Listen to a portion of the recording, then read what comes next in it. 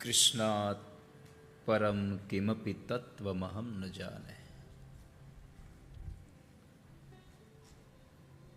संसार के इस दिव्य कली काल में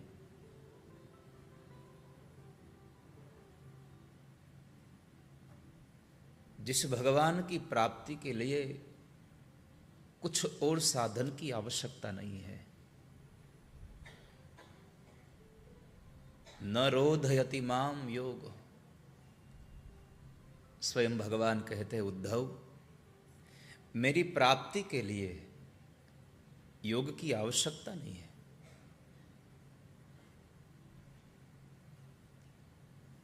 कली में तो केवल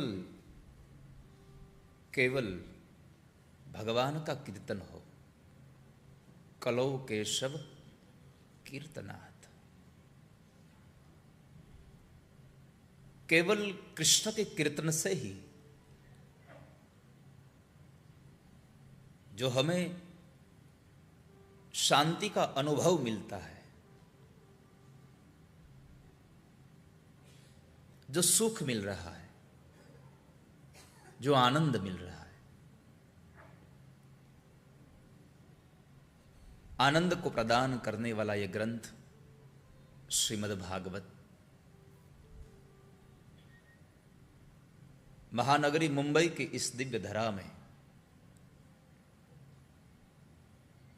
राजानी परिवार के पितरों की स्मृति में, क्योंकि माध्यम पितरों के मोक्ष के लिए कथा है, वास्तव में तो हमारे मोक्ष के लिए कथा है।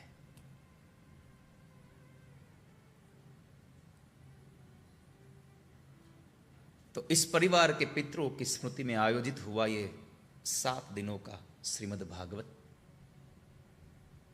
और इस भागवत कथा के आज 7वें दिन स्वर्गस्थ कांता बहन जमुनादास राजाणी, स्वर्गस्थ दिव्यानी बहन मनसुखलाल राजाणी, स्वर्गस्थ जया बहन चंदूलाल राजाणी और स्वर्गस्थ साहिल राजाणी की दिव्य स्मृति में आयोजित हुआ ये 7 दिनों का भागवत। और आज 7वें दिन के मंगल प्रारंभ में उपस्थित रहे आप सब वडिल मात पिताएं, पूज्य चरण और सब स्नेही स्वजन लोग, टीवी चैनल के माध्यम से अपने घर में बैठकर इस कथा का दिव्य मंगल श्रवण करने वाले, और राधे राधे ऑफिशियल यूट्यूब के चैनल के माध्यम से इस ज्ञान गंगा में अवगाहन करने वाले सभी प्यारे भगवत जनों का इस दिव्य मंगल महोत्सव के निमित्त मात्र मनोरथी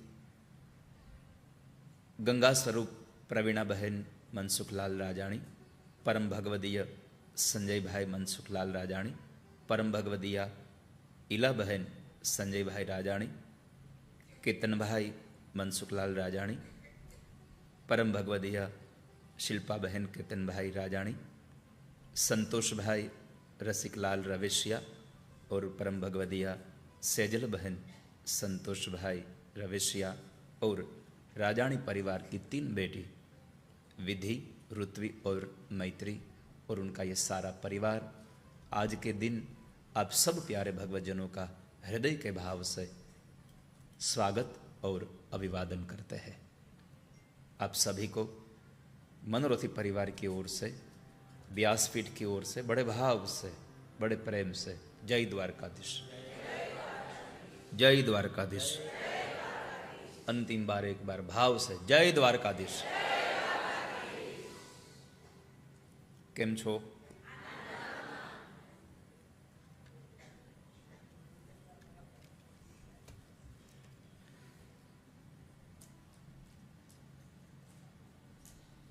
सखी आजनी घड़ी ते टळयामणी। 6 દિવસથી ભગવાન ઠાકોરજીના ગુણાનુવાદ ગાતા હતા, અને નંદ મહોત્સવ પછીના દિવસોમાં ખૂબ પૂજ્ય ચરણો પણ આ પરિવારને આશીર્વાદ દેવા માટે પધારતા રહ્યા, અને આજે વિશેષ ઉપસ્થિતિ ભાગવત કથાનું એક વહેતું ઝરણું એટલે અમારે પૂજ્ય ભૂપેન્દ્રભાઈ પંડ્યાજી અવિરત કથાઓ ચાલતી હોય છે અને સાથે અમારા ઉપર જેમનો અપાર સ્નેહ એવા અમારા ધુની બાપા હરિઓમ બાપા, અમારો સમીરભાઈ, એમનો આખો પરિવાર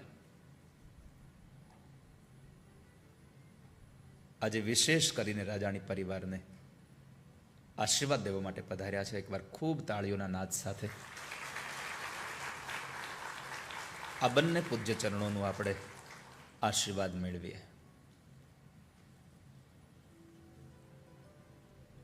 મેં મહાપુરુષોના મુખારવિંદથી સાંભળ્યું છે કે તમે આમંત્રણ આપો અને કોઈ પધારે એ સામાન્ય ઘટના છે, પણ રાજાણી પરિવાર કરતા આ શરીર ઉપર જેમનો ખૂબ ભાવ રહ્યો એટલે અમારે હરિઓમ બાપા અને પૂજ્ય ભૂપેન્દ્રભાઈજી આ બંને આજે અહીંયા પધાર્યા. તો વાત યાદ રાખજો વાલા વૈષ્ણવો, તમારો કોઈ પણ યજ્ઞ ચાલતો હોય એ યજ્ઞમાં જ્યારે કોઈ બ્રાહ્મણો અને કોઈ મહાપુરુષો કોઈ પૂજનીય ચરણો પધારે ત્યારે સમજવું તમારો યજ્ઞ સંપન્ન થયો એનું પ્રમાણપત્ર તમારા આંગણે આવ્યું છે. બીજું, તમારા યજ્ઞમાં કોઈ મહાપુરુષો પધારે, કોઈ ભૂદેવો પધારે તો સમજવું તમારા પિતૃ અને ભગવાનનું ધામ મળ્યું એનું પ્રમાણપત્ર છે. અને ત્રીજું, આ બ્રાહ્મણોના પધારવાથી પ્રમાણપત્ર મળ્યું છે કે તમારા પરિવારનો ઉન્નતિનો સૂર્ય હવે ઉદય થઈ ચૂક્યો છે.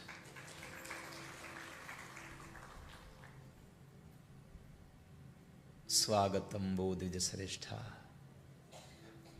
મદનુગ્રહ કારક. અમારા ઘરે પધારીને અમારું કલ્યાણ કરો, અમારું મંગલ કરો.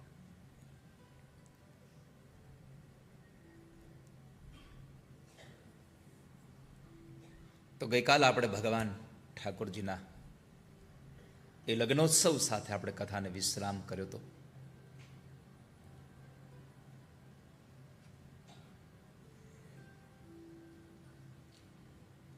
આજે એ જ શ્લોકોનો મેં ગઈકાલે તમને એક વાત કરી કે સવારમાં આપણે મળીશું ત્યારે આપણી પાસે જે 2 કલાકનો સમય છે, 1 વાગે કથા વિશ્રામ થશે. 2 કલાકનો જે સમય આપણી પાસે છે એમાં ઠાકોરજીની થોડી એવી વાતો સાંભળીએ જેથી આપણને પ્રભુમાં પ્રીત જાગે, પ્રભુમાં પ્રેમ થાય આપણને. અને તમે પ્રભુને પ્રેમ કરશો તો પરમાત્મા તમને પ્રેમ કર્યા વગર નહીં રહી શકે. યે યથા મામ પ્રપદ્યન્તે તામસ્તથૈવ ભજામ્યહમ.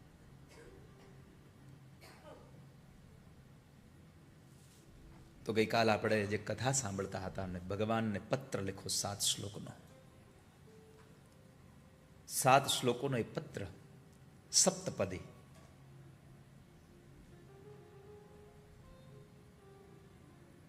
માતાજીએ લખ્યું છે શ્રુત્વા ગુણાન ભુવન સુંદર શૃણવતાંતે.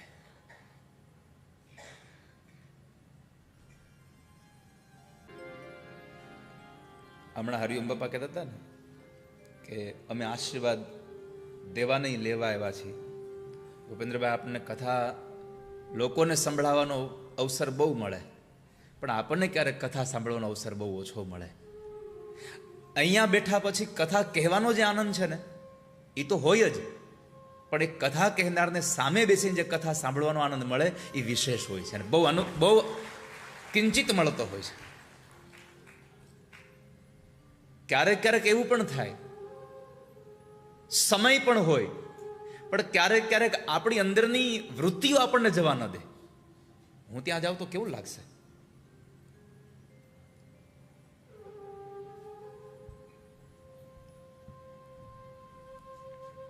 જ્યારે જ્યારે કથામાં જવાનો અવસર મળે ત્યારે હું પ્રાયઃ એવા પ્રયત્નો સાથે જવાનો વિચાર કરું કે બને તેમ કથા વધારે આપણને સાંભળવા મળે. હું હમણાં જ વિચારતો હતો કે મને અહીંયાથી કથા કહેવાનો જે આનંદ થાય છે એ મને મારી કથા સાંભળો, હું જે કથા તમને ઠાકોરજીની સંભળાવું એ તમે સાંભળીને આમ પ્રફુલ્લિત બનો છો, પ્રસન્ન બનો છો, આ અહેસાસ મને કોઈ દી નહીં મળે. સમજાય છે હું શું કહેવા માંગુ છું? હું ભગવાનની કથા કહીને તમને જે આ તમારા ચહેરા ઉપર આનંદ જોઉં છું ને, એ કથા મને મારા મોઢેથી સાંભળીને મને ક્યારેય પ્રસન્નતા નહીં મળે. કારણ કે બોલું તો સામે ન બેસી શકું, સામે બેહું તો અહીંથી બોલી ન શકું. અન્ય વક્તાઓની કથામાં જઈને હું બેસી શકું, પણ પોતાની જ હું હમણાં જ મંગલાચરણ પછીના કાળમાં મને વિચાર આવતો હતો કે અહીંયા બેસીને કહેવાનો આનંદ મળે છે, પણ સામે બેસીને સાંભળવાનો આનંદ તો ક્યારેક બીજા તરફથી જ મળે છે.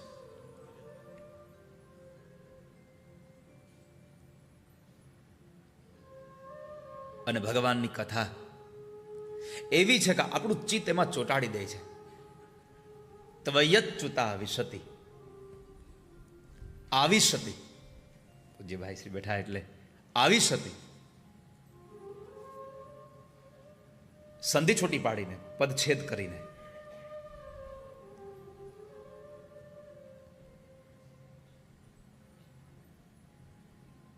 આ શબ્દ કદાચ અહીંયા બેઠેલા શ્રોતાઓને કહું તો એને કઈ મજા ના આવે.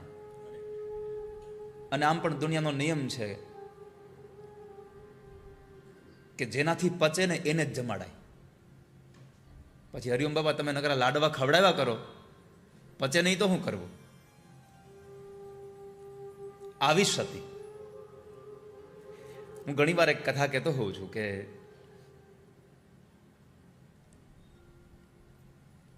વિદેશમાં એક ભાઈ શ્રી સમય છે ને, હા કઈ, અને તમને જ્યારે જવું તે છોડશો, હા કોઈ ચિંતા નથી, કારણ કે અમારું તો આ ગાડું ચાલુ થાય પછી ક્યાં જઈને ઊભું રહે કાંઈ નક્કી જ નથી હોતું. અમે તો 1 વાગે કથા પૂરી કરવાનો ખાલી સમય લખ્યો હોય છે, પણ હજુ સુધીમાં આજ સુધીમાં કદી 1 વાગે કથા પૂરી થઈ એવો દાખલો જ નથી બનતો. અને સૌથી વધારે એ એટલા માટે સમય કરતા આગળ કથા એટલા માટે કહેવાય છે કે જેટલી મને અહીંયાથી કથા કહેવાની જિજ્ઞાસા છે એના કરતાં તમે લોકો આમ કરીને બેઠા છો, હજી અમને પીવડાવો, હજી અમને પીવડાવો. મારે તમને જ્યુસ પીવડાવવું હોય પણ તમારા મોઢા ઉપરની રેખા જ ન હોય જ્યુસ પીવા જેવી, તો હું તમને શું પીવડાવું? મેં આગળના દિવસોમાં કહ્યું હતું કે વક્તા કેટલી સારી કથા કરી શકે એનો સૌથી વધારે કોઈ આધાર હોય તો શ્રોતાઓના ચહેરા ઉપર હોવો જોઈએ. શ્રોતાઓ કેટલા જિજ્ઞાસુ છે, કેટલા પીપાસુ છે, એના ઉપર કથા મળે છે. અમેરિકામાં એક ફેક્ટરી હતી અને ફેક્ટરીનું એક મશીન બંધ થયું. હરિઓમ બાપા,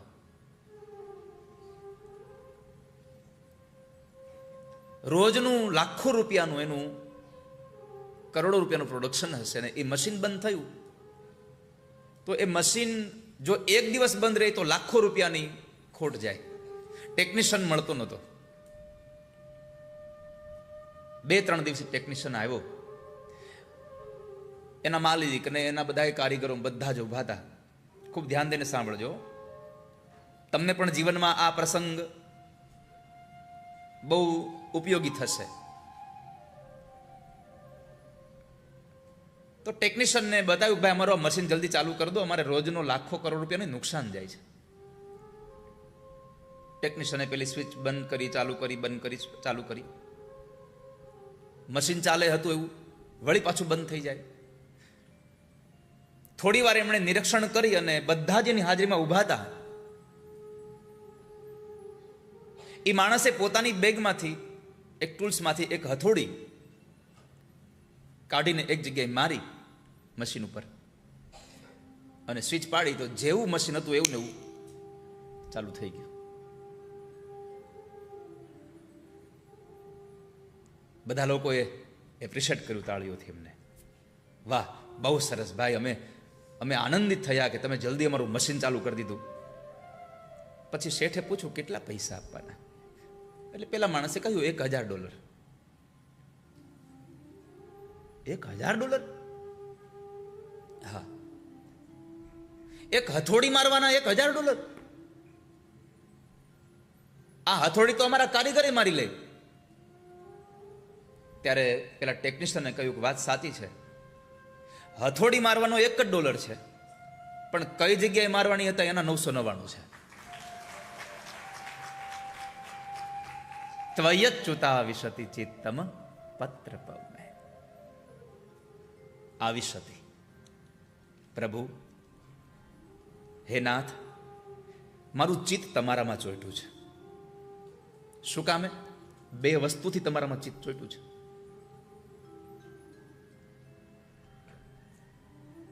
નિર્વિષ્ય કર્ણ વિવરેર હરતુંગ તાપમ.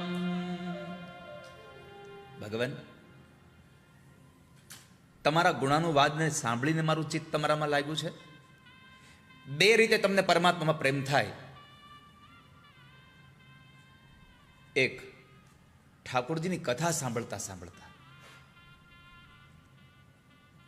પ્રભુના ગુણાનુવાદને સાંભળતા સાંભળતા તમને પરમાત્મામાં પ્રેમ થઈ જાય. અને બીજું, પ્રભુને દર્શન કરતા કરતા તમને પ્રેમ થઈ જાય. કોઈ માણસના આપણે ગુણ સાંભળીને એનામાં આપણે આકર્ષિત થઈએ, કોઈને આપણે ખાલી આમ જોઈને આકર્ષિત થઈએ, ઓહો બહુ સરસ દેખાય છે. પરમાત્માના અંદર 2 વસ્તુ આપણને, કાં તો કાનથી કથા સાંભળી અને કાં તો બીજો શબ્દ આપ્યો અંગ. અંગનો અર્થ છે ભગવાનના દર્શન. નાથ, તમારી કથા સાંભળી સાંભળી મારું ચિત્ત તમારામાં લાગ્યું છે. મારું મન તમારામાં ચોંટ્યું છે. મેં તમારી હારે સંબંધ બાંધ્યો છે. ભગવાને પૂછ્યું કે મારો તમારો સંબંધ શું? એક સ્ત્રી અને પુરુષનો અનેક સંબંધ હોય, તો મારો તમારો સંબંધ શું?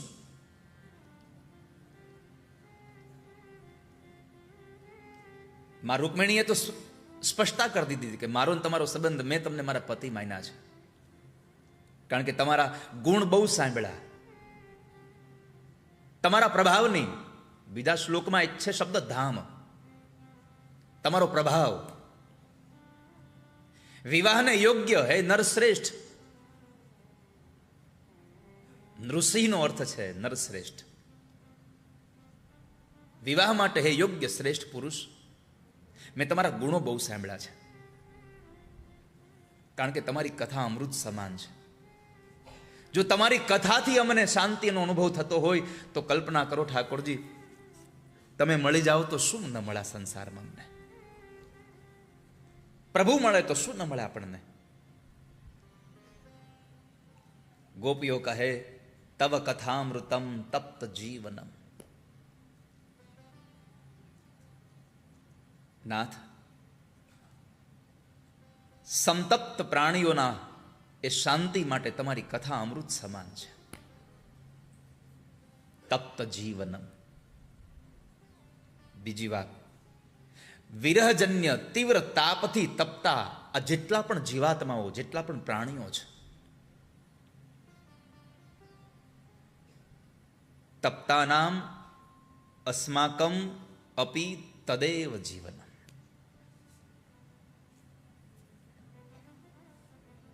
તમારી કથામૃતના કારણે અમે જીવન છીએ, અમે જીવિત છીએ.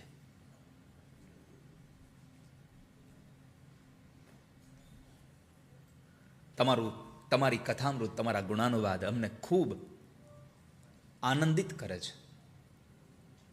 આપણે ત્યાં 2 અમૃતો છે. એક દેવ અને દાનવના અંદરથી નીકળેલું, દેવ અને દાનવના મંથનથી, સમુદ્રમાંથી નીકળેલું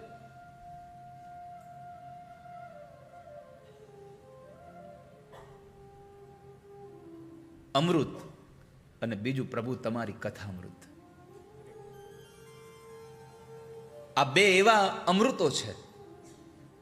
આ દુનિયામાં 2 જ અમૃત છે, એક સમુદ્રમાંથી નીકળ્યું અને એક પ્રભુની કથાનું અમૃત. સમુદ્રમાંથી નીકળ્યું એ અમૃતનું પાન કરીને દેવો અમર બન્યા.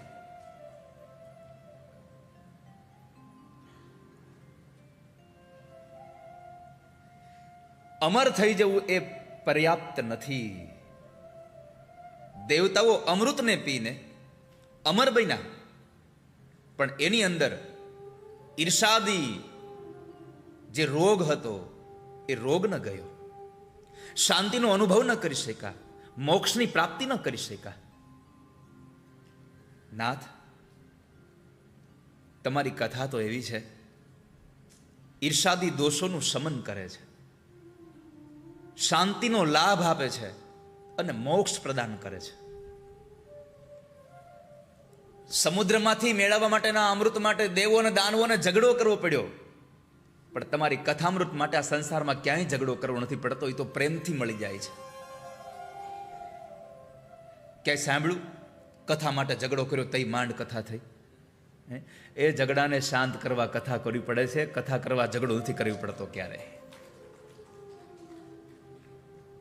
ઝઘડો શાંત થઈ જાય એટલા માટે કથા છે. પ્રભુ, તમારી કથા મોક્ષનું પ્રદાન કરનારી છે. તમારી કથા વિવિધ કામોને અને કર્મોને નિરસન કરનારી છે, નિર્મૂલ કરનારી છે, ઉન્મૂલ કરનારી છે.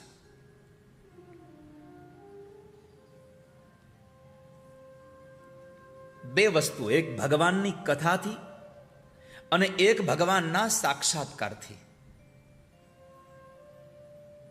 કામ અને કર્મ બે જણા સમૂળ ઉન્મૂલન થઈ જાય છે. પ્રભુની કથા તમને એના તરફ આકર્ષિત જાય છે. અને આમ પણ કૃષ્ણનો અર્થ જે છે, કર્ષયતિ ઇતિ કૃષ્ણ, પોતાના તરફ જે આકર્ષણ કરે છે એ કૃષ્ણ છે.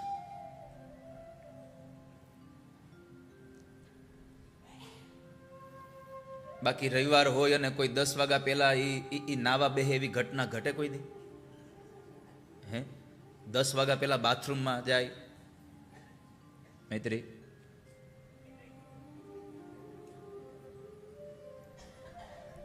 હે ઋતુ, થાય બેટા? ના થાય. 10 વાગે તો હજી આંખો ચોળાતી હોય અને મમ્મીને કહેતા હોય કે તું મમ્મી ચા બનાવી દે ને. ઘણા તો મોટા થઈને ચા દૂધ માગે, મજા આવે. ઓમ બરાબર છે ને બેટા?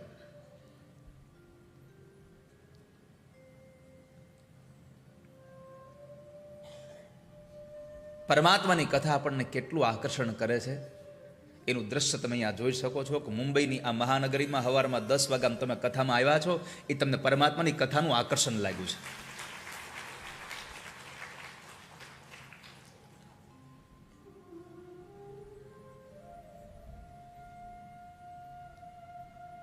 નહીં તો કદાચ તમે અહીંયા બપોરના પ્રસાદ લેવાનો હતો, તમે કદાચ 11:30-12 વાગે આવો તો ક્યાં કોઈ ના પાડે એમ હતું. પણ શું કામ તમે આવીને બેઠા છો? પ્રભુની કથા તમને આકર્ષણ કરીને અહીંયા બેસાડે છે. એલા ભાઈ, આજ તો રવિવાર છે, હુવા દો શાંતિથી.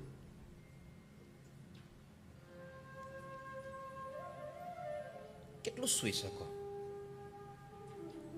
પ્રભુ તમારી કથા અને તમારો સાક્ષાત્કાર અમારા કેટલાય પ્રકારના વિવિધ પ્રકારના કામ અને કર્મને નિર્મૂળ કરી દે છે.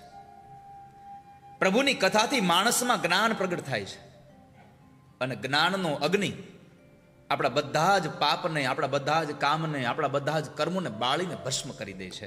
એટલે ભગવાન શ્રી કૃષ્ણ ગીતાજીમાં બોલ્યા છે, જ્ઞાનાગ્નિ સર્વ કર્માણી ભસ્મસાત કુરુતે તથા. ભગવાન કહે છે, અર્જુન, જ્ઞાનનો અગ્નિ એવા બધા કામને નાશ કરી દે છે કે માણસ શાંતિનો અનુભવ કરી શકે છે. અને જિંદગીમાં કામનાઓ મરી જાય ને પછી બીજું કઈ ગોતવાની જરૂર નથી પડતી. એક કામ મરે એટલે બે વસ્તુ આપોઆપ વહી જાય, ક્રોધ અને લોભ. આ કામ જે પ્રવેશ કરે છે ને, કામનાઓ જે આપણી છે એ જ આપણને ક્રોધ લઈ આવે છે ને એની એ જ કામના આપણને લોભ લઈ આવે છે. તમારી કામનાઓ પ્રગટ થાય, દાખલા તરીકે કે મને એક જૂની મોટરસાયકલ મળી જાય. મોટરસાયકલ આપણી પાસે ન હોય અને આપણને જૂની મોટરસાયકલ મળી જાય. આ મોટરસાયકલ મળી જાય એના માટે આપણે મહેનત કરતા હોઈએ જૂની ગાડી મેળવવા માટે. અને જૂની ગાડી મળી જાય પછી આ સંસારનો એક પણ એવો મનુષ્ય બતાવો મને કે જેને નવી ગાડીની ઈચ્છા ન થાય. રહી જ ન શકે. જૂની ગાડી મળી તો નવી ગાડીની ઈચ્છાઓ જાગી. પણ કદાચ જૂની ગાડી માટે ખૂબ મહેનત કરે અને છતાંય પૈસા ભેગા જ ન થાય તો પછી કેટલો ક્રોધ આવે.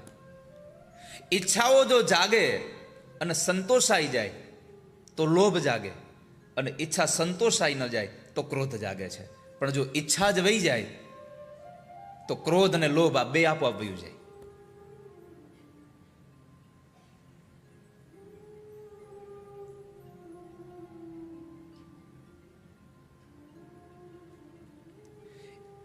ઈચ્છાઓ સંતોષાઈ જાય ને એવું પરમાત્મા પાસે ઓછું માગવું, ઈચ્છાઓ જ શાંત થઈ જાય આવું પરમાત્મા પાસે માગવું. અને જ્યારે ઈચ્છાઓ શાંત થઈ જશે પછી તમને શાંતિનો અનુભવ થશે. આપણા ઉપનિષદો કહે છે, વિદ્યતે હૃદય ગ્રંથિ છિદ્યંતે સર્વ સંશયા.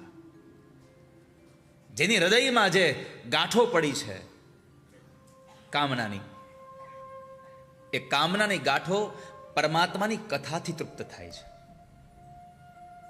વિદ્યતે હૃદય ગ્રંથિ છિદ્યંતે સર્વ સંશયા. સર્વ સંશયોનું જો કોઈ મૂળ હોય તો પ્રભુની કથા છે. પ્રભુની કથા આપણા બધા સંશયોને ટાળવા વાળી છે. અને ભગવાનની કથા જેમ જેમ સાંભળતા જાઓ તેમ તેમ તમારું પેટે ભરાતું જાય અને ભૂખે લાગતી જાય.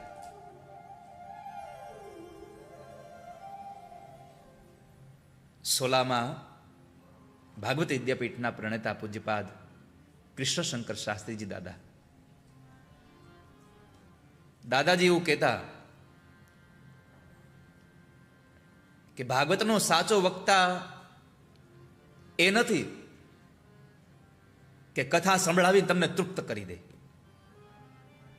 ભાગવતનો સાચો વક્તા એ છે કે તમને કથા સંભળાવીને તમારું પેટ ભરી દે પણ ભૂખ તો લગાડ્યા જ કરે. પાછું તમને કથા સાંભળવાની ઈચ્છાઓ જાગ્યા જ કરે.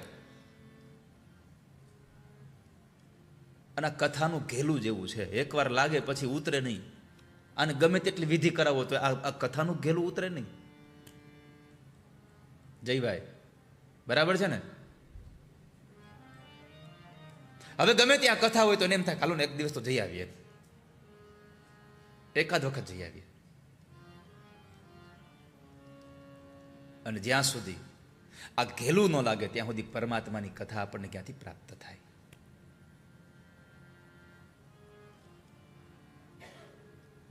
જેમ જમવા બેસો અને એક એક કોળિયો અંદર જાય તમારી અંદર અને તમને આમ આમ શાંતિનો અનુભવ થાય, આનંદ મળે પકવાન ખાતા હોવો ને.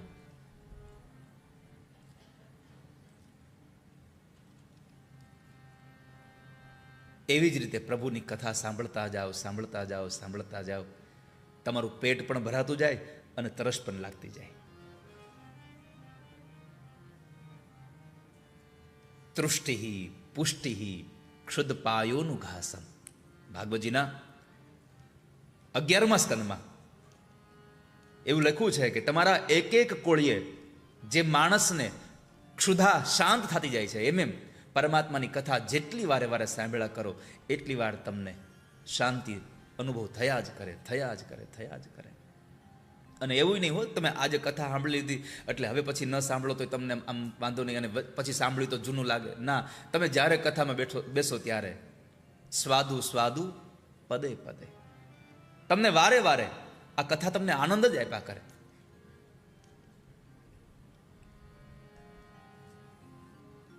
પરમાત્માની કથાથી પ્રભુ શાંતિનો અનુભવ થાય છે. શાંતિ એટલે મુક્તિ, પરમ ગતિ. શૃણવન રામ કથા નાદમ કોન યાતિ પરામ ગતિમ. આ સંસારમાં કોણ એવો જીવ છે જેને ભગવાનના રામના નામની કથાનો નાદ સાંભળ્યો હોય અને એને ગતિ પ્રાપ્ત ન થઈ હોય? શૃણવન રામ કથા નાદમ કોન યાતિ પરામ ગતિ. કોણ એવો છે જેને ભગવાનની કથા સાંભળે ને ગતિ ન મળે? અરે ખાલી ગતિ નહીં, પુત્રાર્થી લભતે પુત્રમ ધનાર્થી લભતે ધનમ.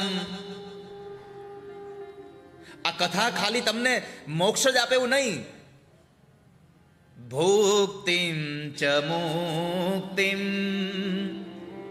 ચ દદાસि નિત્યં ભાવાનુસારેણ.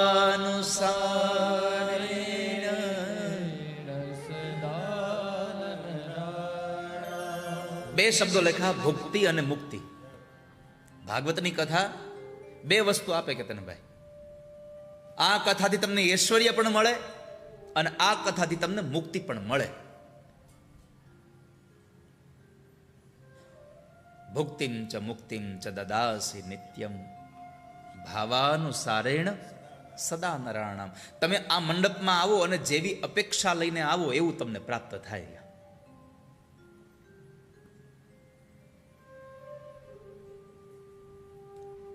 પુત્રાર્થી લભતે પુત્રમ ધનાર્થી લભતે ધનમ.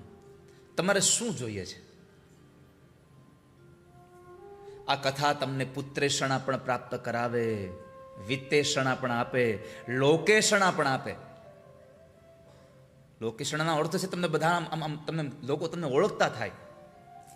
તો હવે તમે આ કથા કરી, અહીંયા આટલા લોકો તમને જોયા, પણ ટીવીમાં લાખો લોકો તમને જોવે છે. હું અહીંયાથી ઘરે જાઉં, તમને આશ્ચર્ય થશે. અહીંયાથી ઘરે જાઓ તો કથા સાધનરૂપ પણ છે અને તમારી કથા સાધ્યનું ફળ સ્વરૂપ પણ છે. આ કથા સાંભળીએ ને તમારી સાધના કરીએ અને એ જ સાધનાથી અમને ફળ કેવું મળ્યું? વિત્તેષણા, પુત્રેષણા, લોકેષણા બધું જ અમને મળી ગયું. આ કથાથી ખાલી ગતિ ન મળે, તમારું આરોગ્ય પણ સુધરે છે. ભગવાનની કથા, ભગવતીની કથા, દુર્ગા સપ્તશતીમાં લખ્યું છે, શ્રુતમ હરતિ પાપાની તથા રોગ્યમ પ્રયચ્છતિ. આ કથા સાંભળે એના રોગ પણ વયા જાય.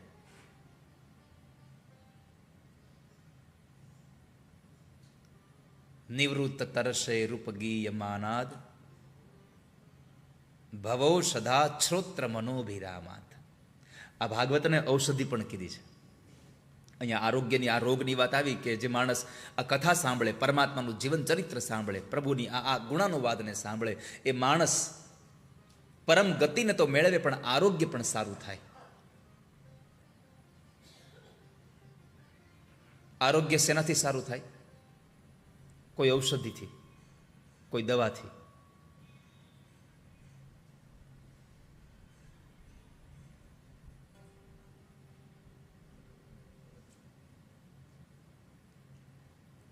ઔષધિઓથી સારું થાય.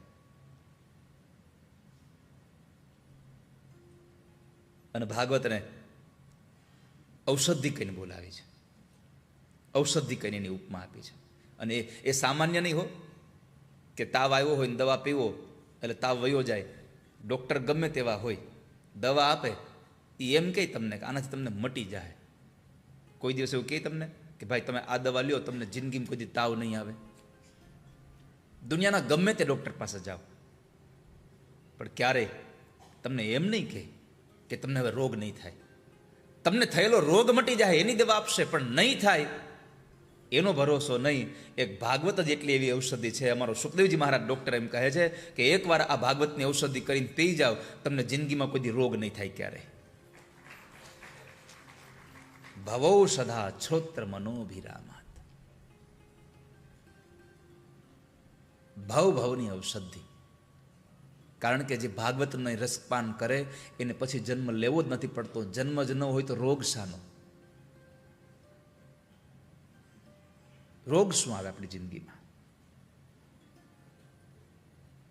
પ્રભુ, તમારી કથાથી હું અભિત થયો છું અને આ કથા જે પીવે સંપૂર્ણ આનંદિત બની જાય. બ્રહ્માહમ પરમમ પરમ. દ્વાદશ સ્કંદ કહે છે, પરીક્ષિત બોલ્યા છે સુખદેવજી મહારાજને, બાપજી તમે જે મને કથા સંભળાવીને એ કથાથી હું પરમ શાંતિનો અનુભવ કરી રહ્યો છું. એનાથી મને બ્રહ્મનો અનુભવ થયો. આપે મને કથાથી રસથી ભરી દીધો, પ્રભુના રસથી. તો પ્રભુ તમારી કથા સાંભળી ત્વયચ્યુતા વિશતિ ચિત્તમ પત્રપમ મેં મારું ચિત્ત તમારામાં ચોંટ્યું છે, મેં તમને મારા પતિ બનાવ્યા છે. ભગવાને પૂછ્યું, કેમ મને પતિ બનાવ્યો? શું જોયું મારામાં? એવું તે શું છે મારામાં તમારે મને પતિ બનાવવો પડ્યો? માં રૂકમણીએ સંક્ષિપ્તમાં કહી દીધું, ભગવાન તમારામાં શું નથી એવું? તમારામાં શું નથી તમને પતિ બનાવ તમે ના પાડીએ? આ સંસારની કોણ એવી સ્ત્રી છે કે જે તમને પતિ બનાવવામાં ના પાડી શકે?